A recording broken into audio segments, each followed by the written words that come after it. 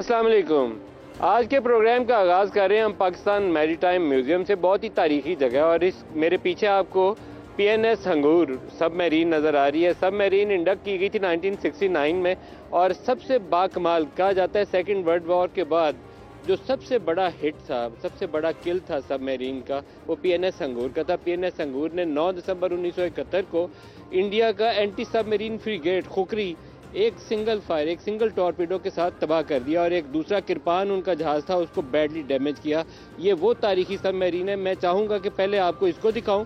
یہاں اسی میری ٹائم میوزیم کے اندر اٹلانٹک جو پاکستان کا سرویلنس کے لیے پاکستان نیوی جہاز استعمال کرتی رہی ہے, اور بھی بہت ساری تاریخی یہاں چیزیں موجود ہیں جو میں آج اس میوزیم کے اندر آپ کو دکھا کے پھر شہر کے اندر لے کے جائیں گے اور اپنے پروگرام کا آغاز کریں گے. لیکن اس جگہ کو دیکھنا بہت ضروری ہے. یہ پاکستان کی تاریخ کا وہ حصہ ہے جہاں سے یہ ظاہر ہوتا ہے کہ پاکستان کے دفاع کو مضبوط کرنے کے لیے, پاکستان کے دفاع کو ناقابل تسخیر بنانے کے لیے پاکستان کی مسلح افواج, نیوی, ایئر فورس سب کا کیا کردار رہا. اور اس کا آغاز ہم کرتے ہیں آج اسی سب میرین کی کوریج کے ساتھ اور پھر لے کے چلیں گے آپ کو اسی میوزیم کے دیگر حصوں میں. آئیے.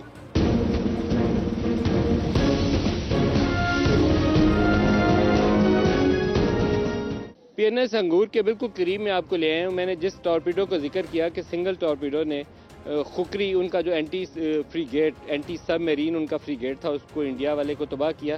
یہ وہ ماڈل ہے, یہ ایکچوئل ہنگور سب میرین ہے جس کو یہاں پریزرو کیا گیا, محفوظ کیا گیا, اور یہیں سے وہ ٹارپیڈو فائر کیا گیا جس نے دو بنیادی طور پر ایک اینٹی سب میرین فریگیٹ کو تباہ کر دیا اور کرپان ان کا جہاز تھا اس کو برے طریقے سے ڈیمیج کیا. آپ کو دکھاتے ہیں کہ یہ سب میرین آپریٹ کیسے کرتی ہے, اندر اس کا اسٹرکچر کیا ہے. ہنگور کی تاریخی اہمیت میں نے آپ کو پہلے ہی بتائی کہ 71 وار میں جو سب سے بڑا انڈیا کی تباہی تھی وہ اس کا اینٹی سب میرین فریگیٹ کی تباہی تھی.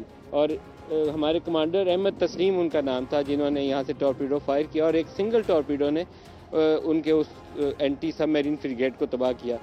ہنگور کی ایک اور تاریخی اہمیت یہ ہے کہ سیکنڈ ورلڈ وار کے بعد کہا جاتا ہے کہ یہ پہلا ہٹ تھا کسی سب میرین کا جس نے کسی بڑے جہاز کو تباہ کیا. اور اس کے بعد فاکلینڈ کی وار میں وہ ایک ذکر آتا ہے لیکن وہ بہت بعد کا ہے. تو آئیے اندر آپ کو لے کے چلتے ہیں. سب میرین کے اندرونی حصے میں آگے ہیں. ڈیفنی کلاس سب میرین ہے, فرانس سے حاصل کی گئی تھی. پہلے 65 سے اس کی نیگوسیشن کا آغاز ہوا, پھر یہ پاکستان آئی. 69 سے پہلے انڈکٹ ہو چکی, 69 میں انڈکٹ ہوئی اور 71 وار میں اس نے وہ کمال کیا جس سے اس کو یہ تاریخی اہمیت حاصل ہوئی. یہ اس کے سارے وہ کنٹرولز ہیں جہاں سے پاکستان نیوی کے جو آفیسرز ہیں وہ اس کو استعمال کرتے ہیں. ان کے کیا کام ہے یہ بھی میں پورے طریقے سے آپ کو نہیں ایکسپلین کر پاؤں گا لیکن آپ کو انٹرنل سٹرکچر اس کا ہم دکھا سکتے ہیں. اب آگے ہیں جی ہم اس ایریا میں جہاں سے ٹارپیڈو فائر ہوتا ہے. ٹارپیڈو فائر کہاں سے کرنا ہے یہ میں ابھی پوچھ کے آپ کو دکھانا بھی چاہوں گا. میں اس کے اندر جانا چاہوں گا جی اگر آپ کی اجازت ہو تو. اور یہ جو مانیٹرز ہیں ان مانیٹر سے دوسری جو اینیمی کی موومنٹ ہے اس کو آبزرو کیا جاتا ہے تھرو رڈارز ڈسپلے آتے ہیں اسکرین پہ, رڈارز ڈسپلے. یہ ہے جی وہ بیروسکوپ جہاں سے نیوی کے آفیسر یہیں سے بیٹھ کے دیکھتے ہیں سب میرین کے اندر پانی کے اندر رہتے ہوئے کہ دشمن کا جہاز کہاں پر ہے. پریسائز اس کی پوزیشن کو آئیڈینٹیفائی کیا جاتا ہے اور مکمل اس کے لے کے پیرامیٹر تو اس کے بعد ٹارپیڈو کو فائر کیا جاتا ہے اور ایگزیکٹ وہ ٹارگٹ کو جا کے ہٹ کرتا ہے جس سے دشمن کے جہاز کو تباہ کیا جاتا ہے. کمال کا کام ہے لیکن یہ پورا سٹرکچر آپ کو دکھا رہے ہیں. یہ تاریخی نوعیت کی سب میرین ہے اور اس وقت کے لحاظ سے تو دیکھا جائے تو موسٹ لیٹسٹ ورژن تھا ڈیفنی کلاس جو فرانس نے بنائی اور پاکستان نے فرانس سے حاصل کی. پاکستان نیوی نے اپنی ریکوائرمنٹ کے مطابق, بلکہ یہ دیکھیں چارٹ جو میزبانی آپ کو بتا رہا ہوں چیزیں یہاں پر اوپر لکھا بھی گیا ہے کہ انڈین نیوی شپ خوکری پاکستان نیوی کی ہنگور جو کلاس ہے جس کے اندر ہم موجود ہیں اس نے 1971 وار میں کیسے وہ ٹارپیڈو فائر کیا اس کا بریف سا ایک ڈیزائن بنایا گیا اور کمانڈر اس کے احمد تسلیم تھے جنہوں نے یہ فائر کیا پورا سٹرکچر آپریشن. اور یہ اس کی ڈرائنگز ہیں جو دکھا رہی ہیں کہ کیا اس کی سب میرین کی پوزیشن کیا تھی اور دشمن کے جہاز کی پوزیشن کیا تھی. جب کمانڈر اس کو آرڈر کرتا ہے کہ ٹارپیڈو فائر کرنا ہے اس نے لے لیے سارے اس کے پیرامیٹرز وغیرہ لے لیے تو کہاں سے وہ فائر کیا جاتا ہے؟ سر بیسیکلی آپریشن روم سے فائر ہوتا ہے. جی آپریشن روم وہیں پہ جہاں بھی آپ نے تھوڑی دیر پہلے دیکھا تھا وہاں پہ چارٹ لگا ہوا تھا, وہاں پہ سونار بھی آپ کی لوکیشن دکھائی تھی. تو وہیں سے فائر وہیں سے ہوتا ہے. لیکن اس میں جس طرح یہ 8 ٹارپیڈو ٹیوبس ہیں تو یہ ٹارپیڈو ٹیوب پھر وہیں سے کنٹرول ہوتا ہے ان کا پورا جو ہے. بالکل صحیح. 1971 میں بیسیکلی پورٹ سائڈ سے نیوی میں سیدھے ہاتھ کو سٹاربرڈ کہتے ہیں, الٹے ہاتھ پہ جو چیز ہوتی ہے اس کو پورٹ کہتے ہیں. شپ کو اس طرح سے ہم کرتے ہیں. جو الٹے ہاتھ سے 3 ٹارپیڈو فائر ہوئے تھے جو کیے گئے تھے, اور اس میں انڈین 2 شپ تھے, ایک ککری تھا ایک کرپان تھا. ککری جو ہے وہ وہیں 2 منٹ کے اندر ڈوب گیا تھا. اس کے درمیان والے حصے کو بیم کہتے ہیں, درمیان میں جا کے ٹارپیڈو لگا تھا. اور اسی طرح جو کرپان جو تھا وہ بھی ہیولی ڈیمیج ہوا تھا اور وہ کسی بھی آپریشنل ایکٹیویٹی کے قابل نہیں رہا تھا, وہ پورٹ واپس چلا گیا تھا.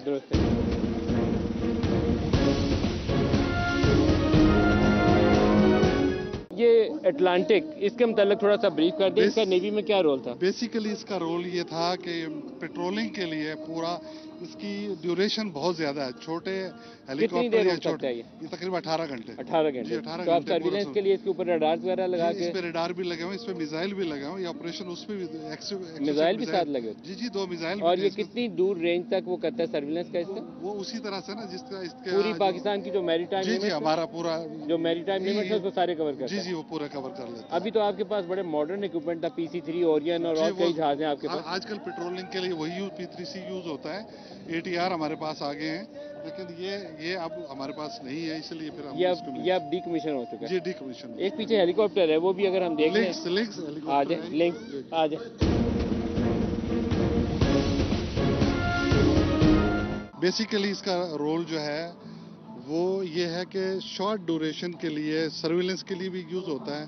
ڈیپتھ چارج وغیرہ بھی اس پہ کرتے ہیں, اور یہ سی میں شپ کے اوپر لینڈ کر جاتا ہے. جو ہمارے بڑے سرفیس شپ ہیں اس پہ یہ لینڈ کر جاتا ہے, اور جب یہ لینڈ کرے تو جتنا بھی اگر کوئی وہاں پہ کوئی زخمی ہے, کسی اور کو کوئی بیمار ہے, اس کی موومنٹ وغیرہ کے لیے, ریسکیو اور ریلیف کے لیے بھی کام آتا ہے. ریسکیو اور ریلیف کے لیے بھی, پلس VIP موومنٹ. سپوز کسی نیوی کا چیف آف نیول سٹاف آ گیا, اس نے ایک جہاز سے دوسرے پہ جانا ہے, ہماری ملٹی نیشنل ایکسرسائز ہوتی ہے, تو ایک شپ سے دوسرے شپ جانے کے لیے, کیونکہ یہ چھوٹا ہے تو یہ ایزیلی اس کی لینڈنگ ہو جاتی ہے. اسی طرح اگر ہمیں کسی طرح سے پتہ چلے کہ ایریا کے اندر سبمرین ہے کوئی, تو اس پہ ڈیپتھ چارجز ہوتے ہیں, وہ ہم فائر کرتے ہیں سمندر میں. ڈیپتھ چارج سے یہ ہوتا ہے کہ پانی جو ہے نا وہ اپنی جگہ چھوڑ دیتا ہے اور ہمیں نیچے تک نظر آ جاتا ہے. کموڈور جمیل صاحب, آپ کا بہت شکریہ. کراچی کی سیاست میں MQM پاکستان کا مرکزی رول ہے. MQM پاکستان کی پرفارمنس کے اوپر بہت زیادہ انحصار ہوگا کہ باقی وہ جماعتیں جو ان سے اتحاد کر کے یا سیٹ ایڈجسٹمنٹ کر کے بگر شیئر چاہتی ہیں مرکز کے اندر بھی اور صوبے کے اندر بھی, اس کا الٹیمیٹلی آؤٹ کم MQM کی جیت اور ہار کے اوپر اس کا انحصار ہوگا. تو پروگرام کے اس حصے میں ہمارے ساتھ جو مہمان شخصیت ہیں MQM پاکستان کے سربراہ خالد مقبول صدیقی صاحب. خالد صاحب بہت شکریہ, آپ نے ہمیں وقت دیا. آپ کا بہت بہت شکریہ یہاں آنے. ایک تو آپ کو شاباشی ہے کہ آپ لوگوں نے MQM پاکستان کو وہ MQM بنایا ہے جو کراچی کی مڈل کلاس پڑھی لکھا طبقہ جس طرح کی جماعت کی توقع رکھتا تھا, اس پہ آپ قابل تعریف ہے. میں شاباشی دیتا ہوں آپ کو. آپ لوگوں نے سٹینڈ لیا اور کر کے اس کو ڈیلیور کیا. مشکل آئی ہے اس میں بہت سارے لوگوں کو, لیکن آپ نے وہ جو عناصر تھے جنہوں نے جماعت کے اوپر ایک غلط دھبا لگانے کی کوشش کی تھی, اس سے پاک کر کے جماعت کو صحیح راستے پہ لائے ہیں. Very well done. کیونکہ آپ کا الیکشن کا پروگرام ہے تو اضافی بات ہو جائے گی, لیکن جو 22 اگست کو کیا تھا ایک بڑا فیصلہ تھا نا, تو اس کے ساتھ تو MQM کے ساتھ کھڑا ہونا چاہیے تھا سب کو. پاکستان کو, مملکت کو, ریاست کو نہیں کھڑے رہے. وہ تو ہم نے, ہماری استقامت جیت گئی ہے, ہمارا صبر جیت گیا, اور ہم زیادہ اچھی پوزیشن میں پاکستان کی عوام کی خدمت کرنے کے لیے. اسی لیے ہم لائے ہیں ایک ایسا نسخہ کیمیا, وہ جو کراچی کے لیے تھوڑی, کراچی اسپیسیفک تھوڑی ہے. کیا نسخہ کیمیا؟ جب وہ نسخہ کیمیا یہ ہے کہ ایسی جمہوریت کی کس کو ضرورت ہوگی کہ جس کے ثمرات سے عام پاکستانی اور اس کا ووٹر ہی مستفید نہ ہوتا ہو. ایلیٹ کلاس کے لیے تو جمہوریت نہیں ہے, جمہوریت عوام کے لیے. ہم نے مکمل ڈیولوشن کا ایک پلان دیا ہے کہ کس طرح وہ سہولتیں جو انجوائے کرتے ہیں حکمران, کس طرح ایک عام پاکستانی اس کے دروازے تک وہ سہولت پہنچائی جائے. اس کا پاکستان کی آئین میں گنجائش موجود ہے. اس میں چھوٹی چھوٹی 18ویں ترمیم ڈیولوشن آف پاور کے لیے بنائی گئی تھی, لیکن اس میں ایکیومولیشن پاور ہوا ہے نا, اب ہم تک تو نہیں پہنچا ہے. چھوٹے اختیارات کی نچلے درجے تک منتقلی ہماری جو پاورفل ایلیٹ ہے اس کو پسند نہیں ہے، وہ اپنے ہاتھ میں رکھنا چاہتے ہیں. آپ کی محلے کی گلی یا سڑک بنائیں تو اپروول اوپر بیٹھا ہوا صاحب دے تاکہ پتہ چلے فیتا کس نے کاٹا. ایسا ہی ہے. سو یہ پرابلم ہے. تو لڑنا ہے نا اس کے لیے. لڑنا ہے، کوشش اپنے کرنی ہے حصے کا ریفارم کام کے لیے. کریں گے. ہمارے پاس بھی چوائس تھی نا کہ جب ہم الیکشن جیتنے دے لگے ہم ایلیٹ کلاس کو پہنچا دیتے اور خود بھی ایلیٹ میں شامل ہو جاتے. ہم نے تو ایک ایسے وقت میں بھی جب کہ پاکستان کی سیاست کی جمعہ بازار میں سینیٹر کی قیمت 75 کروڑ تک پہنچ گئی ہے، ہم نے ایک اسکول ٹیچر جو کہ ڈبل ایم اے تھی اور ان کو سینٹ کا ٹکٹ دیا اور سینٹ کا اسلام آباد جانے کے لیے جہاز کا ٹکٹ بھی ہمیں دینا پڑا ان کو. ہم تو اس حد تک بھی، جبکہ ایم کیو ایم اپنے تاریخ کے سب سے مشکل فائنینشیل کرائسس سے گزر رہی تھی، ہم نے وہ فیصلہ کیا جو مشکل فیصلہ لیکن صحیح فیصلہ. شہر کی سیاست پہ کچھ باتیں کرتے ہیں. جی خالد مقبول صدیقی جا رہے ہیں 248 پہ. جی ہاں. فاروق ستار جا رہے ہیں 244 اور 241 پہ. جی 242 247 مصطفیٰ کمال. 242 آپ شہباز شریف کے ساتھ انڈرسٹینڈنگ کر کے ان کو دے رہے ہیں. یہ ایک بڑی آپ نے بڑے دل کا مظاہرہ کیا، لیکن کیا اس کے پیچھے سوچ کیا کار؟ دو باتیں ہیں کہ دیکھیں، ایک لاہور جب 10 لاکھ کا تھا نا تو ایک ڈسٹرکٹ تھا لاہور، اب 1.5 کروڑ کا ہے تو ایک ڈسٹرکٹ ہے. تو یہ کراچی کے ساتھ کیوں مہربانی ہے کہ اس کے ڈسٹرکٹ مستقل بڑھتے چلے جا رہے ہیں کراچی کی عوام کی ول اور وش کے خلاف. جب ایک اقلیتی اور مصنوعی اکثریت رکھنے والی جماعت یہاں آتی تو یہاں پہ اس شہر کے لنگوسٹک بنیادوں پہ جس طرح پاکستان کے صوبے بنے میں یہاں کے ڈسٹرکٹ بنایا جاتا ہے. تو کیماڑی بھی بنائی گئی تھی بڑے اہم جگہ پہ.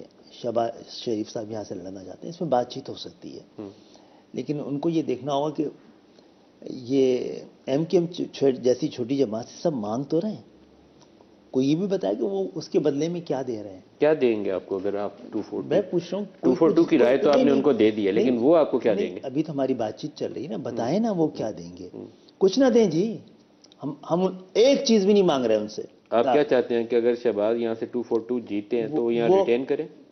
ایک تو ہم یہ چاہتے ہیں کہ اگر وہ کہیں سے بھی لڑیں، اور ہمارا مطالبہ یہ ہے کہ آئین میں 3 ہم نے جو ترامیم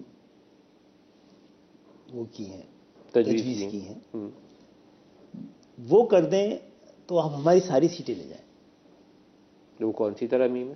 ایک تو یہ ہے کہ آپ جس طرح کون سی ترامیم ہے؟ وہ ترامیم ہے جس کے بعد پاکستان مہذب معاشرے کے ساتھ، طاقتور ملکوں کے ساتھ جینوئن جمہوریتوں جیسا ہو جائے گا. 1 2 3 کر کے. پہلی تو یہ ہے کہ جس طرح صوبائی اور وفاقی حکومت کو آئین میں تحفظ حاصل ہے، اسی طرح بلدیاتی، ضلعی، دیہی، شہری حکومتوں کو بھی، تھرڈ ٹیئر آف گورنمنٹ کو بھی آئین اسی طرح کا آئینی تحفظ دے. سب نیشنل گورنمنٹس کو باقاعدہ کانسٹیٹیوشنل تحفظ دے دیا. جس طرح وفاق اور صوبوں کے درمیان طے ہے کہ ان کے پاس کون سے محکمے ہوں گے، اسی طرح آئین میں درج ہو کہ کون سے محکمے تھرڈ ٹیئر آف گورنمنٹ کے پاس ہوں. دوسری تجویز. تیسرا یہ کہ ضروری یہ ہے کہ جس طرح جب 5 سال کی مدت پوری کر لیتی ہے وفاق اور صوبے تو ایک جگہ انٹرم وزیر اعظم آ جاتے ہیں، ایک جگہ انٹرم وزیر اعلیٰ آ جاتے ہیں. اسی طرح جب یہ بلدیاتی ادارے اپنی مدت پوری کر رہے ہیں تو کوئی ایڈمنسٹریٹر نہ آئے، ایک نگراں ہے، اور وہ بھی پابند ہو اسی طرح 90 دن میں الیکشن کرانے کا. اور ہماری تجویز یہ بھی ہے کہ جب پاکستان میں قومی انتخابات ہو رہے ہوں اس وقت third tier of government intact ہو. یہ اچھی تجویز ہے، جتنا اس کو اس سے زیادہ ہمیں کچھ نہیں چاہیے پاکستان کی سیاست سے، ریاست سے، اور کچھ نہیں چاہیے، یہ کر دیں.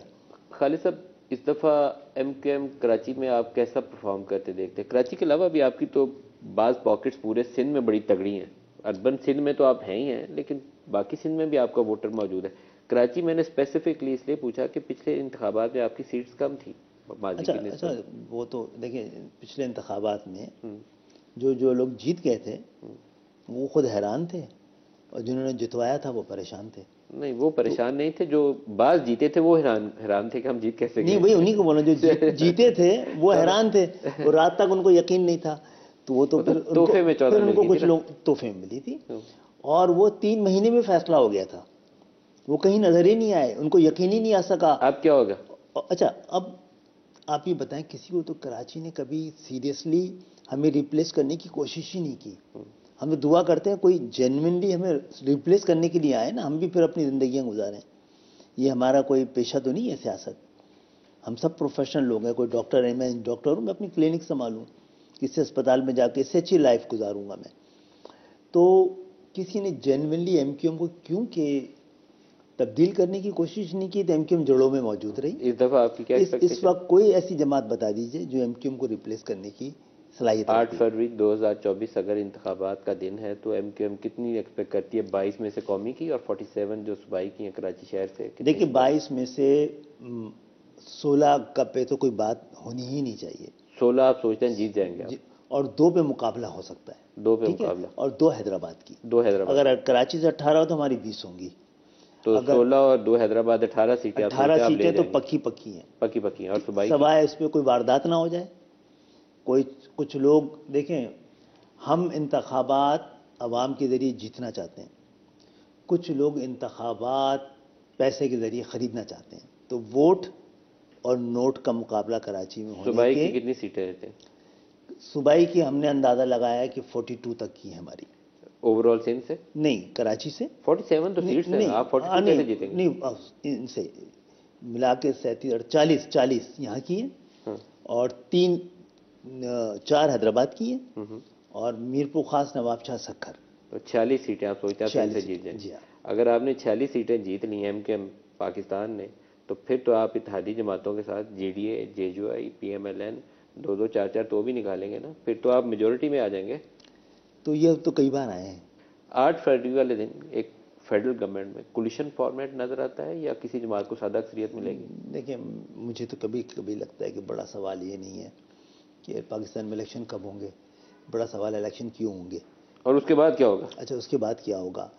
تو الیکشن کی اگر کسی کو سب سے زیادہ ضرورت ہے ہمیں, کیونکہ یہ شہر 2018 کے جعلی انتخابات کی وجہ سے بغیر نمائندوں کے ہیں اتنے عرصے سے, تو اس شہر کو تو فوراً الیکشن چاہیے. لیکن ہمیں تو اپنی بقا, سیاسی بقا کی پرواہ نہیں ہے. پاکستان وفاق میں آپ کو کولیشن نظر آتی ہے یا سادہ اکثریت ملے کسی کو؟ مجھے نہیں لگتا کہ سادہ اکثریت اتنی آسان ہوگی. کسی کو سادہ اکثریت نہیں ملے گی. تو کولیشن کیا بنتا نظر آتا ہے؟ بنتا ہے. نون لیگ اگر لیڈنگ پارٹی کے طور پر ابھرتی ہے, سمپل میجورٹی شاید نہ مل پائے, ایم کیو ایم پاکستان اس کی اتحادی ہوتی ہے, تو وزیر اعظم کسے آپ دیکھتے ہیں؟ یہ تو نون کو طے کرنا ہے. آپ سوچتے ہیں کہ نواز شریف کو آنا چاہیے یا ود ان پارٹی میرا کسی خیال پڑھے لکھے نئے بندے میری کو اپنی آگے رائے لانا بھی چاہیے؟ اس کو دینا خود مسلم لیگ کے لیے مناسب نہیں ہوگا. مناسب نہیں ہوگا نواز شریف کو دینا؟ نہیں, میں یہ نہیں کہہ رہا ہوں.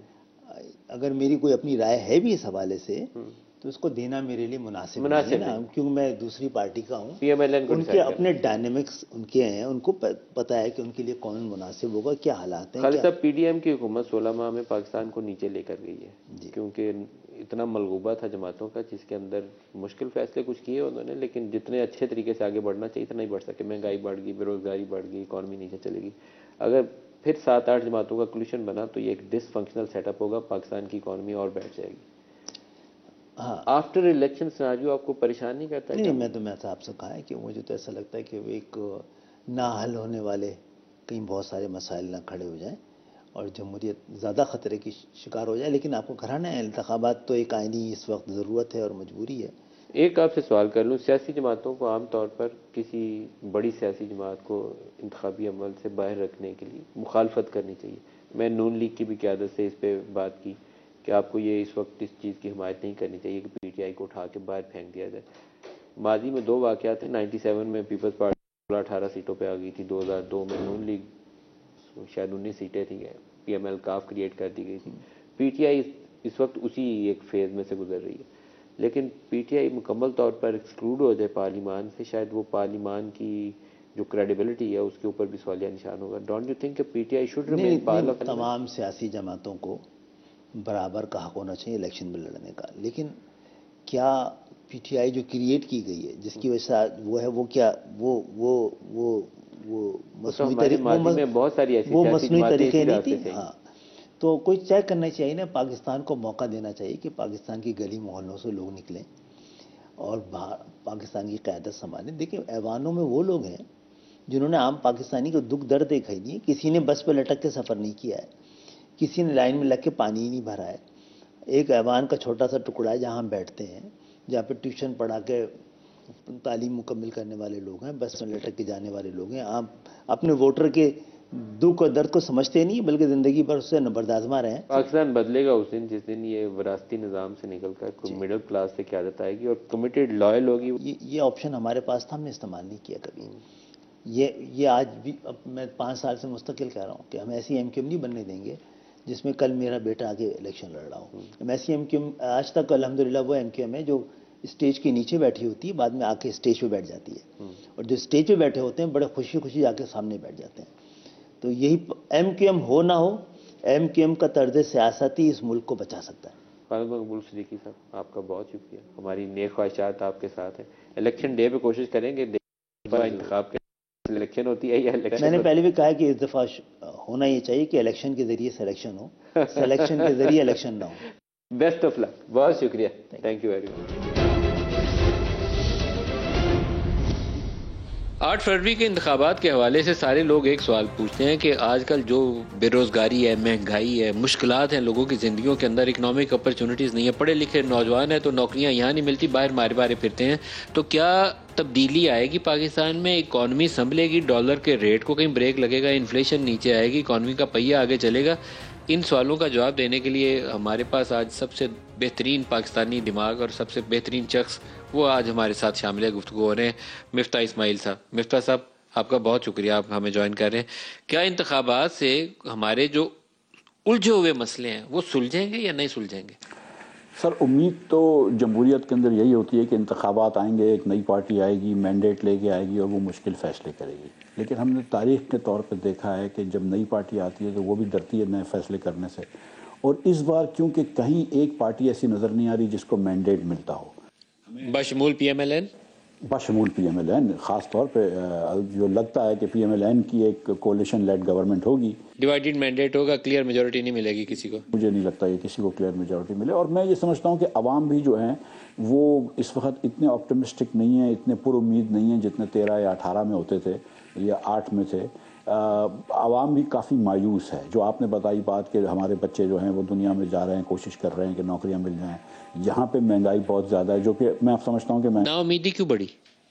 سر دیکھیں، آپ کا 39% جو آبادی ہے وہ خط غربت کے نیچے ہے. ویسے ہم ان لوگوں کو کھاتے میں بھی نہیں لکھتے. سچی بات ہے کہ 90% پاکستانی جو غریب ہے جس کو تو ہم دکھتے ہی نہیں. ہم تو یہ 10% مڈل کلاس اور 1% ایلیٹ کے چکر میں رہتے ہیں. لیکن اب تو مڈل کلاس بھی ماری گئی ہے، سفید پوش آدمی بھی مارا گیا ہے. بجلی کے بل بھرے تو مطلب آٹا کیسے خریدے، گیس کے بل بھرے. ایک آنیسٹ آنسر چاہیے. جو 16 ماہ کی پی ڈی ایم کی حکومت تھی اس نے اکانومی کا پٹھا نہیں بٹھا دیا. سر سچی بات یہ ہے کہ اکانومی کا پٹھا بہت عرصے سے بٹھا رہے ہیں. اور میں آپ کو 2-3 دوائی اس کے دلائل دیتا ہوں. 78% پاکستانی بچہ 10 سال کا 2 جملے نہیں پڑھ سکتا کسی بھی زبان میں. آپ کی ملک کے اندر آپ ایک جاہلوں کی قوم بڑی کر رہے ہیں. 40% پاکستانی بچہ سٹنٹڈ ہے، یعنی کہ ذہنی اور جسمانی طور پہ کمزور ہے، ذہنی طور پہ بھی کمزور ہے. اور 17% بچہ ویسٹڈ ہے، جنہیں کہ پچھلے سال اس کو خوراک نہیں ملی. تو 58% بچہ اگر ذہنی طور پہ کمزور ہے، 78% بچہ پڑھ نہیں سکتا ہے، تو وہ ملک معاشی طور پر ترقی کر ہی نہیں سکتا. سر عمران پہ کرٹیسزم تھا نا، اس نے اکانومی بٹھا دیا. آئی ایم ایف کا پروگرام ٹوٹا ہوا تھا جب آپ لوگوں نے حکومت لی. بعد میں آپ نے اس کو ریوائیو کیا تھا جب آپ فائنانس منسٹر بنے. پھر آپ کی حکومت نے اس کو توڑنے میں بھی کافی محنت کر کے توڑا بھی اس کو. تو آپ کو ذمہ دار کیوں نہ ٹھہرایا جائے کہ آپ نے اکانومی بٹھائی ہے پاکستان کی؟ سر دیکھیں، جب ہم آئے تھے تو میں نے تو جان توڑ محنت کری کہ پہلے دن سے پیٹرول مہنگا کریں، جو کہ 2 مہینے تک نہیں کرنے دیا لیکن پھر کر لیا. اس میں 110 ارب روپیہ مہینے کا نقصان ہو رہا تھا. یہ نقصان خان صاحب چھوڑ کے گئے تھے. حکومت چلانے کا خرچہ 40 ارب روپے ہوتا ہے. آپ مجھ سے کہہ رہے تھے کہ 110 ارب روپے اس کے اضافہ دو جو میرے پاس نہیں ہے یہ پیٹرول کی اس کے اندر سبسڈی میں، جو کہ ایک دم غلط بات تھی. ہم کو پہلے دن کر لینا چاہیے تھا. لیکن اس کے بعد ہم نے بڑی محنت کر کے ریوائیو کیا. اب محنت کر کے توڑا بھی نا. ہو از ریسپانسبل؟ شہباز شریف. شہباز شریف کو سر میں اس پہ کریڈٹ دوں گا کہ جب میں نے بھی آئی ایم ایف کا پروگرام کیا اور بہت سارے پارٹی کے لوگ بھی چاہ رہے تھے کہ نہیں ہو، تو شہباز شریف نے میری سپورٹ کری اور پروگرام کیا. اور اس کے بعد جو سیکنڈ پروگرام جون میں ریوائیو ہوا، ڈار صاحب نے بڑی باتیں کری کہ آئی ایم ایف کو نیوکلیئر بم چاہیے یا پتہ نہیں کیا کیا. توڑا کس نے پروگرام؟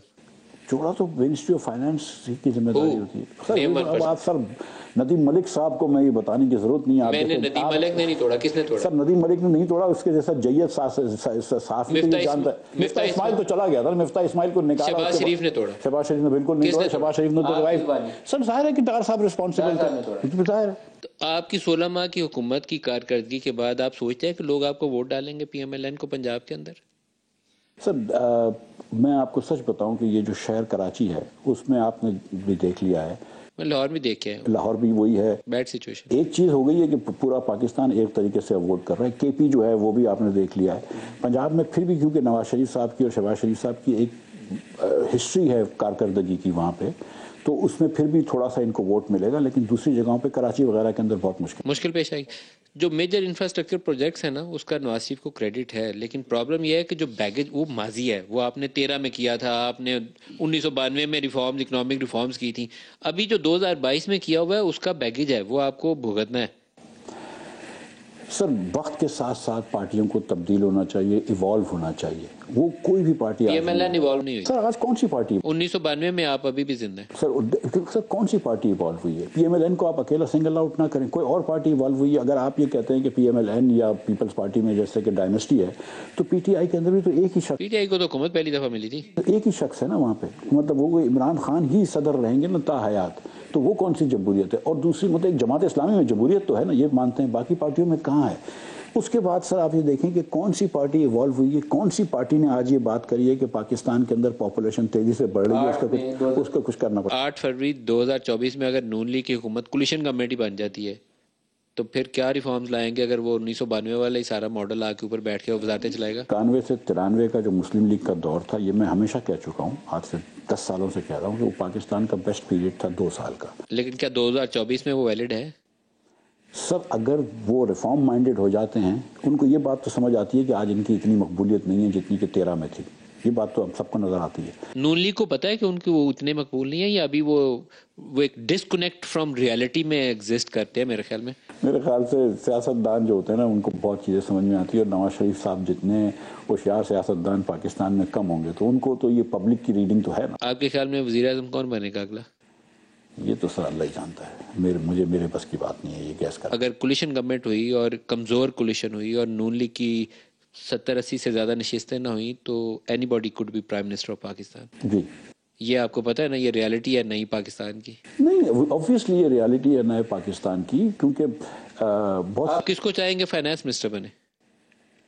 मैं सच्ची बात है कि देखें, ये शमशाद साहिबा भी बड़ा अच्छा काम करी। मैं चाह रहा हूँ कि कोई आदमी वो हो जो इकोनॉमिस्ट हो, जिसको इकोनॉमिक्स समझ में। डॉक्टर शमशाद ने रिफॉर्म्स की? देखिए सर, डॉक्टर शमशाद के पास तो कोई मैंडेट ही नहीं है ना। और मैं मैंडेट है, अब जाते जाते वो लॉ अमेंड करके मैंडेट दिया गया केयरटेकर। हाँ, लेकिन सर वो मैंडेट नहीं है, वो वक्त नहीं है। We are not bold enough to take the initiatives. पर रिफॉर्म सब देखें, जब रिफॉर्म क्या करने हैं हमने इस वक्त, आपने देखा है कि 1400 अरब रुपए हमने 2 साल के अंदर पब्लिक कंपनीज के अंदर नुकसान किया है।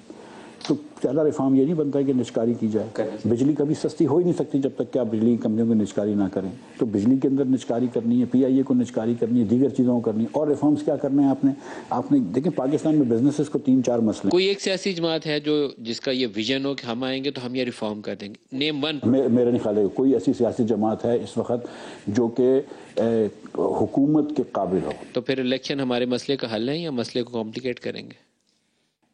इलेक्शन ना कराना भी मसला है। नहीं, इलेक्शन तो कराना मैंडेटरी है, वो तो उसके बगैर हल ही नहीं है। लेकिन मैं तो इन सियासी जमातों का सोचता हूँ कि इनके अंदर कैपेसिटी नहीं है। हमारा मसला ये है कि हम लिखे हुए आइन पे नहीं चलते। पहले अगर जैसे हमको जैसे COD की जरूरत आती है ना, वो चार्टर ऑफ डेमोक्रेसी की, उस पे भी अमल नहीं था। वो चार्टर ऑफ डेमोक्रेसी पे अमल करने की जरूरत नहीं है और कमर करने की जरूरत नहीं है। चार्टर अगर आप जमहूरियत के वैसे ही उसूलों में चलते हैं। क्यों दूर हुए सियासत से? मिफ्ता इस्माइल की जगह नहीं है सियासत। क्यों?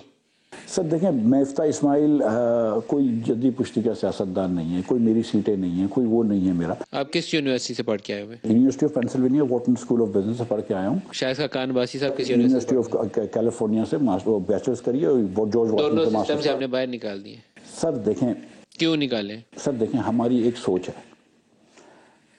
हम समझते हैं कि पार्टियां जो हैं हमारी, वो उस सोच से हट गई हैं। वो जो पुराने नारे थे वो हटा दिए हैं, बहुत सारी चीज़ों पे कॉम्प्रोमाइज़ कर दिया और पार्टी इवॉल्व नहीं हुई है। कोई इनमें बुराई नहीं है, अच्छे लोग हैं, लेकिन वक्त के साथ आपको रहना ज़रूरी है। आज मिसाल के तौर पर اکبر بادشاہ کو لے کے آئیں یا اورنگزیب عالمگیر کو لے کر آئیں، مثال دے رہا ہوں آپ کو، تو وہ شاید اس دنیا کے لیے موضوع نہیں ہے. ہم کو آج کے پاکستان کے مسئلوں کو حل کرنا ہے، ہم کو پاپولیشن پلاننگ کی بات کرنی ہے، ہم کو ایجوکیشن کی بات کرنی ہے، ہم کو ہیلتھ کی بات کرنی ہے، ہم کو لوکل گورنمنٹ. مفتاح صاحب، جو 8 فروری کو حکومت بنے اور وہ پہلے دن ریفارمز لینا لگے، تو کتنا عرصہ لگے گا کہ یہ جو 39% 40% پور پاپولیشن ہے، یہ جو large number of unemployed youth ہے، اس کو ہم مین سٹریم میں لا سکیں؟ کتنا ٹائم لگے گا؟ سر میں آپ کو بتاؤں کہ 2 سے 3 سال کے اندر آپ وہ ریفارم شروع کر سکتے ہیں کہ ان چیزوں کو آپ قابو لا سکتے ہیں. پہلے نیت ہونی چاہیے، لیکن آپ کے لیے یہ سب سے ضروری ہونا چاہیے مثال کے طور پہ کہ یار یہ پاورٹی کو کم کریں. یہ سب سے زیادہ کتنا ٹائم لگے گا؟ مطلب سر دیکھیں، مے بی 5 ایئرس. 3 کروڑ لوگوں کو 10 کروڑ لوگ پاورٹی میں، آپ 3 سے 4 کروڑ لوگوں کو 5 سال میں نکال سکتے ہیں. اس سے پہلے نہیں کر سکتے. ویری ڈیفیکلٹ ٹاسک جو گورنمنٹ لے گا اس کے لیے it's not going to be the bed of roses, it's a very difficult task. لیکن the thing is کہ وہ اگر وہ آنکھیں بند کر لیں اور بولیں گے یہ بیڈ آف روزز ہے اور اسلام آباد میں وہ مزے ہو گئے، حکومت آ گئی کھیلتے ہوں، تو پھر تباہی ہے. تو پھر سر دیکھیں اب تباہی کی جگہ نہیں ہے، کوئی غلطی کی گنجائش بہت کم ہے پاکستان میں. جہاں پہ ہم پہنچ گئے ہیں، بنگلہ دیش جو 1970 میں جس کی آمدن ہم سے آدھی تھی وہ ہم سے آگے ہے. ہندوستان الیکشن انہوں نے ہم جیسے ہی کرایا، ویسے آج انہوں نے الیکشن تو آج انہوں نے نہیں سر، ہم سے تو بہت آگے نکل گئے ہیں. وہ الیکشن بہت گندا کرایا انہوں نے، اکانومی ٹھیک کر لیا انہوں نے، الیکشن بہت خراب کرایا. بہت خراب کرایا الیکشن. مطلب بنگلہ دیش کو اب کوئی جمہوریت نہیں مانتا ہے وہ، مطلب وہ الیکشن کمپلیٹلی ڈکٹیٹوریل سٹائل انہوں نے کیا، ساروں کو فکس کر کے اندر اس نے الیکشن جیت لیا. سر وہ بندے کھڑے کرنے پڑ رہے ہیں ان کو. ویسے اب بھی ایسا ہی الیکشن کریں گے آپ، 8 فروری کا انتظار کریے. تو پھر چلیں. مفتاح اسماعیل صاحب بہت شکریہ، آپ نے ہمیں جوائن کیا اور وقت دیا. بیرسٹر مرتضیٰ وہاب صاحب ہمارے ساتھ ہیں. کراچی کے انتخابات میں ان کا بھی ایک اپنا ہی کردار ہوگا. مقامی تنظیم اور کراچی کی ترقی کے حوالے سے جو یہ اقدامات کر رہے ہیں، ان کی جماعت کو یا وہ بینیفٹ کریں گے، اور جن علاقوں میں شکایات ہوں گی وہاں ان کو چیلنجز بھی آئیں گے. مرتضیٰ صاحب بہت شکریہ، آپ بے شمار مصروفیات کے اندر ہمیں ٹائم نکال کے دے رہے ہیں. کیا توقعات ہیں کراچی شہر کے اندر کیا بنے گا پیپلز پارٹی کا؟ اچھا بنے گا، پیپلز پارٹی کا بھی اچھا ہوگا، کراچی شہر کا بھی اچھا ہوگا. میں سمجھتا ہوں کراچی کی عوام نے ایک فیصلہ کیا ہے کہ اب ان کو ڈیولپمنٹ کی پالیٹکس چاہیے، ان کو تفریق کی، کرٹیسزم کی، تنقید کی پالیٹکس نہیں چاہیے. وہ کام چاہتے ہیں. آپ نے آ کے کیا تبدیلی لائی؟ سر سب سے بڑی تبدیلی تو یہ ہے کہ وہی KMC جو کہ ماضی میں کہتی تھی اختیارات نہیں ہیں، وسائل نہیں ہیں، ہم نے 6 ماہ کے اندر اس کے ریونیو کو ڈبل کیا ہے. جو ریونیو آپ کا پہلے 6 ماہ میں تقریباً کوئی 550 ملین تھا، وہ ہم نے اگلے 6 ماہ میں 1 ارب اور کوئی 20 کروڑ روپے ہم نے کیا. یہ بہتری ہے صرف 6 مہینے کی. تو مرتضیٰ صاحب 15 سال سے نان اسٹاپ پیپلز پارٹی کی حکومت ہے سندھ میں، ایکسیپشنل ایک آپ کی پوزیشن ہے جماعت کے پاس، کسی اور صوبے میں یا کسی جماعت کو سہولت حاصل نہیں. آپ کو اگر دوبارہ ووٹ دیں لوگ تو آپ ان کو کیا پرومس کرتے ہیں کہ آئیں گے تو پانی کا مسئلہ حل ہو جائے گا، ٹینکر مافیا ختم ہو جائے گی، گیس گھروں میں چولہے جلنے شروع ہو جائیں گے، رات کو گن پوائنٹ پہ لٹنا لوگ بند ہو جائیں گے، anything which you can assure them کہ آپ مجھے ووٹ ڈالو میں یہ کام کر کے دوں گا؟ ندیم صاحب پہلے تو یہ کہ جو آپ نے کہا نا کہ لوگ لٹنا شروع ہو جائیں گے، ختم ہو جائیں گے. میں کل کی رپورٹ دیکھ رہا تھا ایک ٹی وی چینل پہ کہ لاہور کے بارے میں فلاں حلقے کے اندر لوگوں نے کہا ہمارا سب سے بڑا مسئلہ جو ہے یہ اسٹریٹ کرائم ہے. لیکن کبھی میڈیا کے اوپر یہ نظر نہیں آتا آپ کو کہ لاہور کے اندر اس طرح کی کارروائی ہو رہی ہے. لاہور جائیں گے تو وہاں سے پوچھیں گے یہاں کا بتائیں. رائٹ. میں کہتا ہوں کراچی کو بڑا انفارچونیٹلی نیگیٹولی پورٹرے کیا جاتا ہے. ایک زمانے میں Karachi was one of the most dangerous cities in the world. آج وہی کراچی شہر ہے کہ آپ کی جو ڈینجرس سٹیز کی لسٹ ہے اس میں موجود نہیں ہے. ہم غالباً 6 نمبر سے 130ویں نمبر پر آ گئے. تو یہ پروگریس ہم نے کی نا، اور انشاءاللہ ہماری کمٹمنٹ یہی ہے کہ تواتر کے ساتھ چیزوں کو بہتر کریں گے. پانی کا مسئلہ ہو، سیوریج کا مسئلہ ہو، انفراسٹرکچر کی بہتری ہو، ٹرانسپورٹ ہو، لوگوں کی ملازمت کے مسائل ہوں، بجلی کے اندر لوڈ شیڈنگ کے جو مسائل ہوں، گیس کی لوڈ شیڈنگ یا بندش کے مسائل ہوں، ان تمام چیزوں کو ہم ایڈریس کریں گے، ہم ریزالو کریں گے. نوجوانوں کو امید دلائیں گے جو اس وقت نا امید ہوتے جا رہے ہیں پاکستان سے کہ ہمارے ملک میں شاید وہ چیزیں ہو نہیں سکتی جو کسی اور ملک میں ہوتی ہیں. ان کو امید دلائیں گے کہ ہاں پاکستان جو ہے وہ ڈیلیور کر سکتا ہے اور ہماری نوجوان نسل کو آگے لے کے چل سکتا ہے. 22 قومی کی ہیں شہر سے شیٹ اور 47 پروونشل اسمبلی کی سیٹس ہیں. 47 سیٹس ہیں پروونشل اسمبلی. جی. آپ کتنی دیتے ہیں پیپلز پارٹی کو؟ لیکن میں سمجھتا ہوں نیشنل اسمبلی میں Peoples Party will turn out to be the largest party of Karachi انشاءاللہ. 6-7 نہیں، میں سمجھتا ہوں ہم 11-12 سیٹوں پر کھڑے ہوں گے. 6-7 सीटें तो हमारी ऐसी हैं जो कि मैं विद ग्रेट कन्विक्शन कह सकता हूँ कि we are extremely strong over there. सूबाई में अगर हमारी लेट्स से 10 सीटें हो रही हैं तो सूबाई के हिसाब से 20-21 सीटें बन जाएंगी। कराची के 7 अजला के अंदर आपको पाकिस्तान पीपल्स पार्टी की नुमाइंदगी नज़र आएगी। ये सबसे इम्पॉर्टेंट चीज़ है कि हम बहैसियत सियासी जमात जब कहते हैं ना कि हम चारों सूबों की जंजीर हैं, चारों सूबों में कराची शहर के 7 अजला में आप देखेंगे कि पीपल्स पार्टी के नुमाइंदे इलेक्ट होकर आएंगे। 14 कौमी की सीटें थी तहरीक इंसाफ की, आज उनका बल्ले का निशान बहाल हो गया। खुशाइन मुझे तो बेहतर खबर लगी है, मुकाबले पे दोबारा पीटीआई आती है तो फिर परफॉर्मेंस आपकी कैसे होगी? बल्ले के निशान के साथ उनके उम्मीदवार खड़े हैं। हम तो 15 जनवरी को बल्ले को हरा के आए हैं, तो इससे कोई फ़र्क नहीं पड़ता। और 2018 में भी जो बल्ले की सूरत हाल थी, अगर आप बल्ले वालों से भी पूछेंगे तो शायद वो एक्सेप्ट नहीं कर पाते। 2018 में ऐसे ही था, हम सोचते थे 3-4 मिलेंगी, 14 मिल गई थी, लेकिन इस दफ़ा उनकी स्ट्रीट में स्पोर्ट्स मौजूद है, डिफरेंट है। हाँ, मैं समझता हूँ कि जो शख्स भी तनकीद का नारा लगाते हैं ना उसकी सपोर्ट बन जाती है, बिकॉज लोगों के अंदर मायूसी है। इस वक्त लोगों को बेरोज़गारी है, गुर्बत है, भूख का सामना है, तो नेचुरली जो शख्स उनको आगे कहेगा कि नदीम साहब फेल हो गए हैं, नदीम साहब कुछ नहीं कर पाए, मुर्तज़ा फेल हो गया कुछ नहीं कर पाए, लोग उसकी तरफ राग़िब होंगे जो उनको उम्मीद दिलाता है। बट मैं समझता हूँ जो बिलावल साहब प्लान लेकर चल रहे हैं ना कि what is the way forward, कि अगर मैं आपकी जो गुर्बत के मसाइल हैं कैसे हल करूँगा, मैं अगले 5 साल में आपकी तनख्वाह को डबल करूँगा। और मैं क्यों कह रहा हूँ ये कि मैंने माजी में 2008 से 13 के दौरान ये काम करके दिखाया था पीपल्स पार्टी ने। अगर हम कहते हैं हम 30 लाख घर बनाएंगे तो हम सूबा सिंध में इस वक्त 21 लाख घर बना रहे हैं, तो अगर एक सूबे में 21 लाख घर बना सकते हैं तो पूरे पाकिस्तान में 30 लाख क्यों नहीं कर सकते? क्या सोचते हैं कि अगली हुकूमत दोबारा सूबा सिंध के अंदर पाकिस्तान पीपल्स पार्टी की बनेगी? तमाम ह्यूमिलिटी के साथ लेकिन कन्विक्शन के साथ कहता हूँ कि इंशाल्लाह अगली हुकूमत पाकिस्तान पीपल्स पार्टी की। 13 से 18 में आपकी सीट्स बढ़ी थी, इस दफ़ा बाज़ असेसमेंट सजेस्ट करती हैं कि आप नंबर ऑफ सीट्स में भी आपकी थोड़ी सी कम हो जाए, मे बी आप मेजोरिटी सिंपल मेजोरिटी हो लेकिन सीट्स कम हो जाए। Do you agree with that? अच्छा, मैं समझता हूँ 13-18 का मवाजना सिर्फ ना सोचें आप। 2 से 8 पीपल्स पार्टी की सीटें बढ़ी, 8 से 13 पीपल्स पार्टी की सीटें बढ़ी और 13 से 18 पीपल्स पार्टी की सीटें बढ़ी। हम 2002 पे 68 सीटों पर खड़े हुए थे और 2018 में हम 99 पे आ गए। हम इस वक्त ये समझते हैं कि इंशाल्लाह हम सेंचुरी का हिस्सा इलेक्शन में क्रॉस करेंगे। मरकज़ी हुकूमत कौन बनाएगा? मुझे लगता है पाकिस्तान पीपल्स पार्टी हुकूमत बनाएगी। बिलावल साहब वज़ीर कैसे आज़म बनाएंगे, कहाँ से जीतेंगे? कहाँ से जीतेंगे? सूबा सिंध की 61 नेशनल असेंबली सीट्स हैं और जैसे कि आप खुद अपने इंट्रो में बता रहे थे कि कोई और सियासी जमात किसी सूबे के अंदर उसको इतनी तक़वियत नहीं है, अवामी पजीराई नहीं है जितनी पीपल्स पार्टी की। हमारा यहाँ एज सच उतना कंपटीशन नहीं है। सिमिलरली बलूचिस्तान के अंदर, सदर्न पंजाब के अंदर हमने अच्छे इनरोड्स बनाए। 35-36 सीटें सिंध से ले लेंगे? नहीं, 35 सीटें तो पिछली बार भी थी हमारी।